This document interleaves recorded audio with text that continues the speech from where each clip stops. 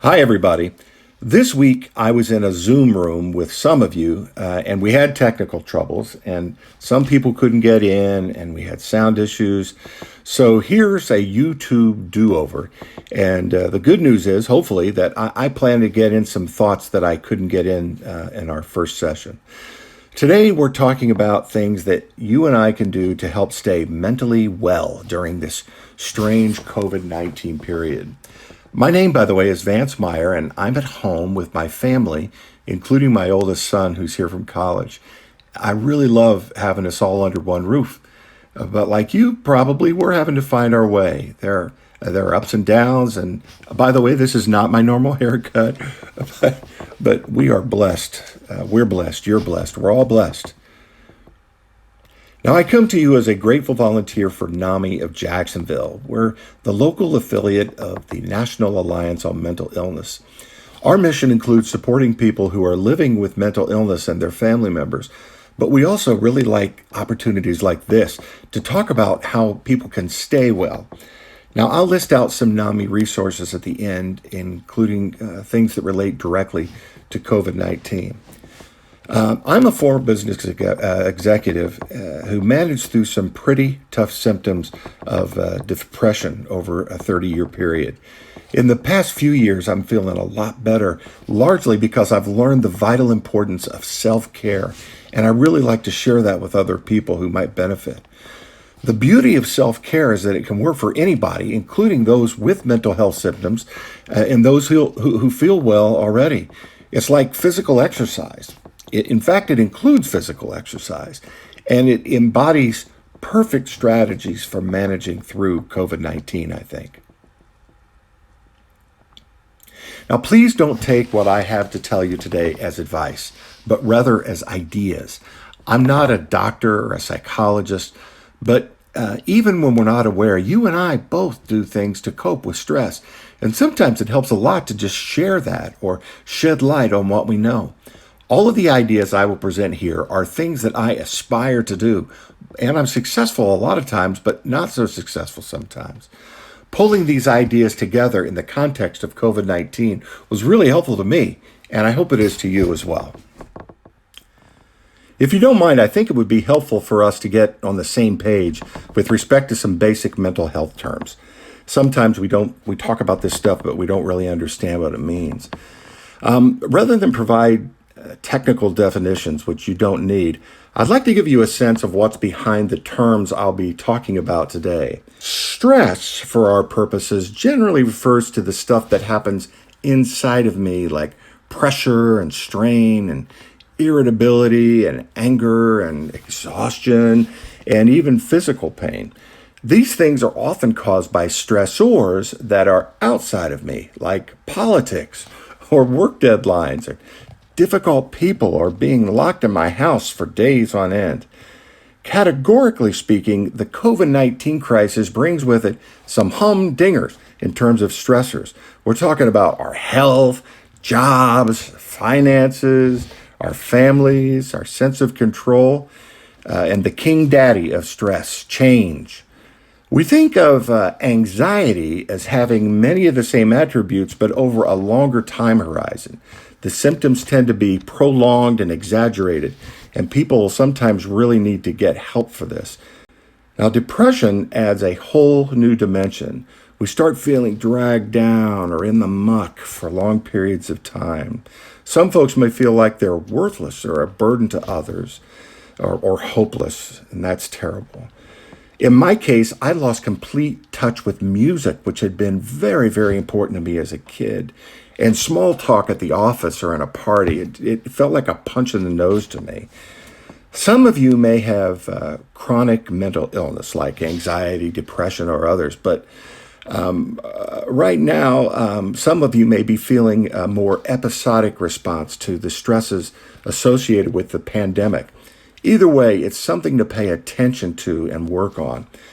It would be highly irresponsible of me to lead you to any conclusions about your mental health, but I would encourage you to seek help if you think you may need it, and I'll provide again some resources at the end. But for now, we're going to devote the rest of our time together on some things we can do affirmatively to make this unusual time in our country more aligned with our mental health needs. Spirituality.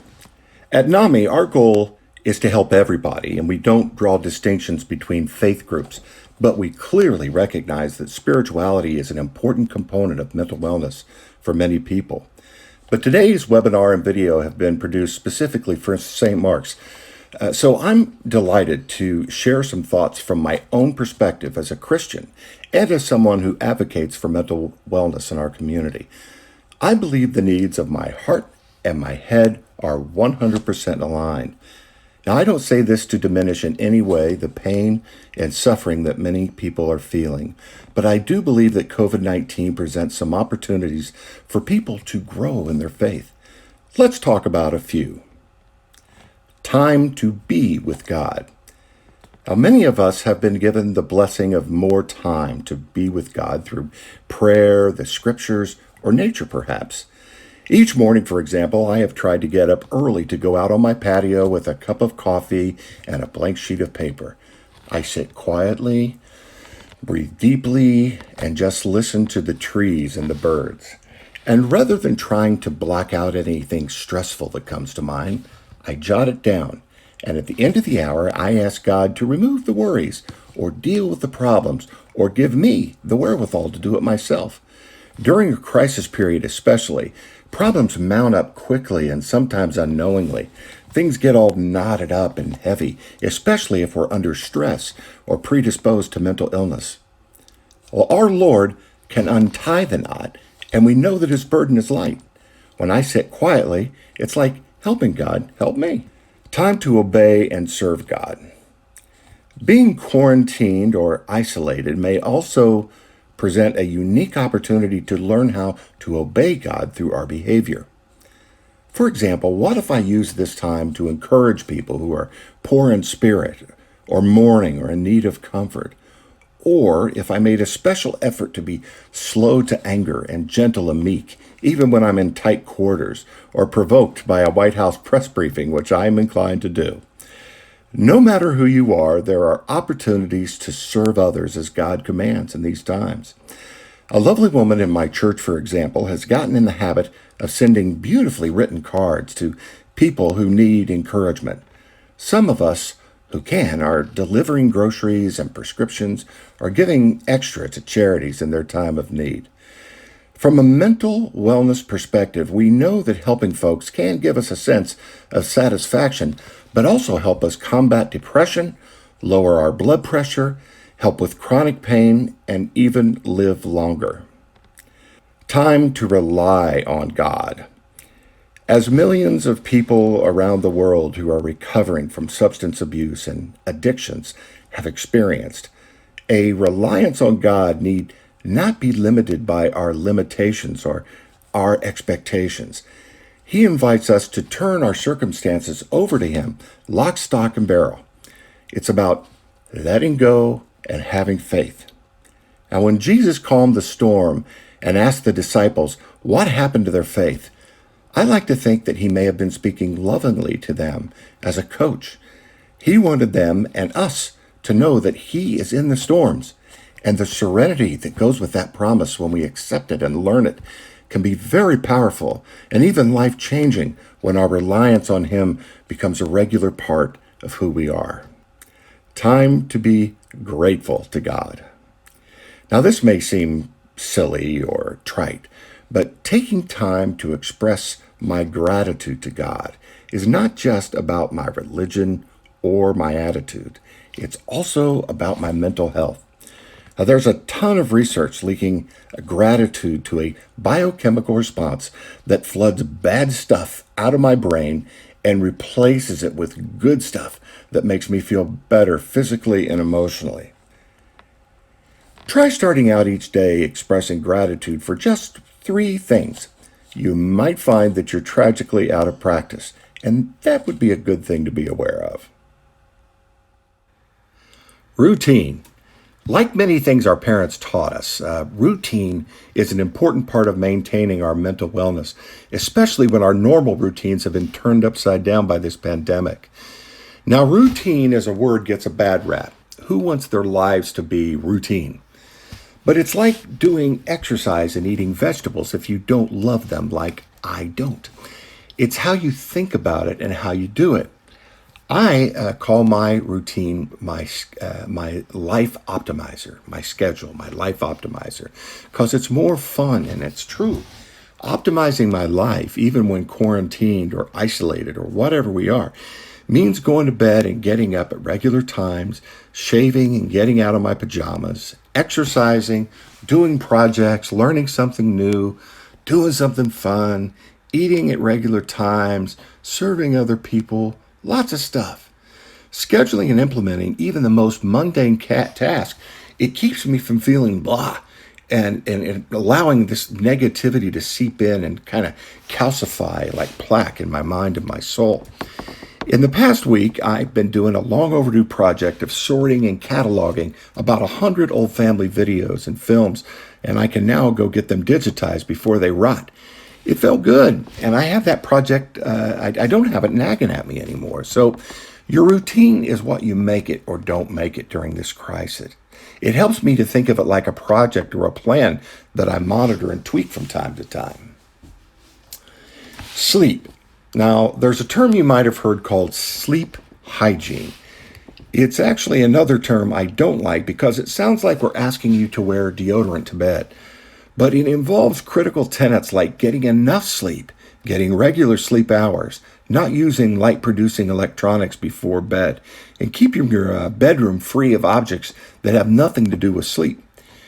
Now, I'd ask you to Google Mayo Clinic sleep tips, and you'll find some helpful info there. But if you don't know it already, please believe me when I urge you to think about sleep as a big deal in your life. A good mattress salesman will tell you that you spend about a third of your life on that thing. What she may not tell you is that your choice of springs and foams is only one tiny part of a fairly robust set of a good practice that we can follow and should follow if we want to be healthy. Distraction. Now, this may surprise you or seem counterintuitive, but one of the best ways to avoid letting problems or worries get you down is to just change the subject. Now, this is not the same as avoiding problems, which can be a bad thing. It's the practice of doing something better and more productive than marinating in worry. A healthy distraction may be as simple as concentrating on your breath, or as elaborate as planning regular weekend trips to interesting places. One of my favorite distractions is boating on the St. Johns River because I find it relaxing and I am reminded of what a majestic resource we have right here in the middle of town, even though I used to drive over the river glassy-eyed every morning without giving it a thought. Now, that's what you call a guy who was distracted by the wrong things, by the way. Socialization. Human beings are social species. We're a social species. Being part of social networks has been key to our survival from the beginning of time. Among the dozens of proven benefits, socialization releases neurotransmitters that regulate our response to stress and anxiety and chemicals that actually kill pain. Unfortunately, some people, when faced with stress, especially people with mental illness, by the way, who tend to isolate and create this downward spiral for themselves. And here we are in a stressful environment in which we're actually being told to isolate. And I think we're overlooking the impact of that aspect, to tell you the truth. The key, of course, is to get creative. Use the phone, write a letter, volunteer in safe environments. Actually talk to the people in the house rather than huddling in a corner with a phone or a computer. My dear friend in Detroit recently played Pictionary on Zoom with his adult daughters and their spouses and significant others in Denver and Dallas. Media. Now, I'll bet that somebody's spouse is going to elbow them in the side when they hear this little rant of mine, which applies to me, believe me. I think that we are allowing the media to kill us during this pandemic crisis. I'm not talking about fake news or real news. I'm not talking about who's right and who's wrong. I'm talking about our consumption habits, especially mine. Now, I spent 30 years involved in media relations, and as someone who is now focused on mental well-being, I'd like you to join me in really trying to do some things. First, decide what you really need to know. For me, in this pandemic period, that would be A, what are the trends? B, what are the rules? And C, what should I do? Everything else, when it's released into the atmosphere, especially if it's bad, can turn into poison for my mind and my soul, even my relationships. Second, I think it's possible that I like news for its entertainment value. And if that's true, I need to sit down and list out the ramifications of this pastime. Finally, I should decide which news source or sources give me the best shot at getting a balanced view. In my opinion, I have a better shot at accomplishing that if I read my news, even from a lopsided source, than I am hanging out on cable news and social media where the advertisers actually pay people to provide me with provocative material because it sells, sadly. Diet and exercise. Every time I go to the doctor, it feels funny that we sometimes talk about the need to diet and exercise on my way out the door, even though we both know that that's more important, or as important at least, than anything we discussed in the visit.